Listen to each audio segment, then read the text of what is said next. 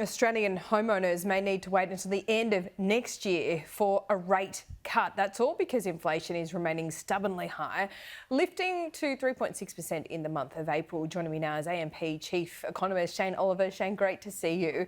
So, what is your best assessment of where we are at in the rate cut or hike cycle? Well, it's messy, but my best assessment is that we are at the top on rates. It's taking us a bit longer to get to the point where we can cut, but I still think the next move will be a cut. Obviously, the inflation numbers are not as good as they could be. There's a whole bunch of factors feeding into that, particularly in relation to things like insurance, and we had weather-related issues in the last month as well. So all of these things are feeding through. But I think the broad trend in inflation will remain down. We are seeing increasing signs of economic weakness, ongoing weakness in consumer spending, and ultimately that will all weigh on inflation, enabling the Reserve Bank to cut probably later this year, but I would concede there is a risk that it could be stretched into next year. Yeah, okay, so the timeline for you hasn't moved all that much since we saw the last monthly inflation data, but you say there's underlying signs of weakness in the economy. Retail sales is absolutely one of those, but some of those core inflation readers just aren't budging, and they are, necessities, aren't they? So how do you see, by what mechanism do you see inflation coming down? Well, unfortunately, it puts more pressure on those parts of the economy which are discretionary. So yes, we've got those core areas like insurance, like rent and so on, which are very sticky and still face upwards pressures. But obviously the Reserve Bank still has to get inflation down, so it puts more pressure onto the other parts of the economy. Higher interest rates for longer. That, of course, weighs on consumer spending, weighs on construction activity, and ultimately, as those things feed through, it does result in lower inflation in the other parts of the economy. But yes, we are paying a price there. Those sticky elements, the shortage of housing, the catastrophes that have led to the rise in insurance premiums. No, there's not much that monetary policy can do about that. But it does put more pressure on elsewhere and does mean high rates for longer. But I don't think the Reserve Bank will respond to this and say, well, we've got to raise rates again. There is a risk there. They will consider that at the next meeting yet again. I don't think they would move if they are going to hike. I don't think they would move at the June meeting. The main risk would be for August if we get another blowout a June quarter CPI. But I think the more likely scenario is that, come the next CPI, which is for May, we will see a fall.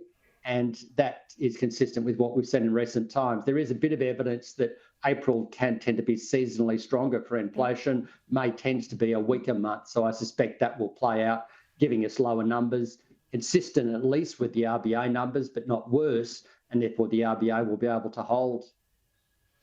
So would the RBA be particularly concerned or particularly alive to the impacts of those tax cuts coming in the next financial year? Are you concerned about that? Of course, would that have a huge impact in people's spending, discretionary or otherwise? Well, that's the big debate in Australia. We know for sure that there's various cost of living measures being rolled out across the states and federally, which will have a measured impact in terms of lowering measured inflation. We saw that in the last year. Electricity prices would have gone up 14%.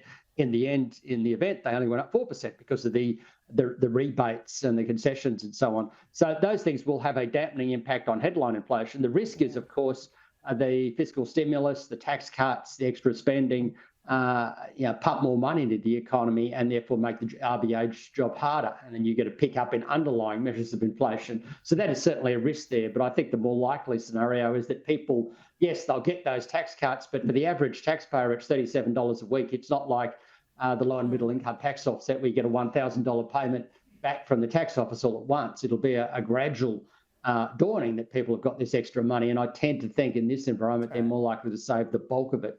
Yeah, I think so too. Just quickly, Shane, we've got a Fair Work decision on Monday from memory. My memory's a little bit hazy today, but Monday I think it is memory. Monday. Thank you.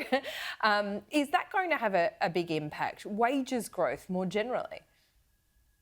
My understanding is that it's 10:30 Monday when that decision Thank will you, come Shane. down.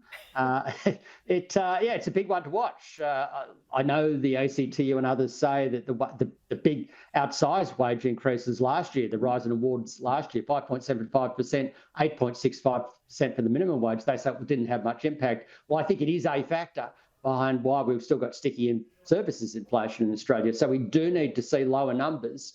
I think a number around 4% or probably a little bit less would be reasonable. Historically, the Fair Work Commission tends to go with something like an average of the industry submissions, which are about 2.8, and the ACTU, which is about 5%. So that gives us something around 4 or just lower. So if it's like that, that is in line with current wages growth. It's consistent broadly with the 2 to 3% inflation target, and that would be a reasonable outcome.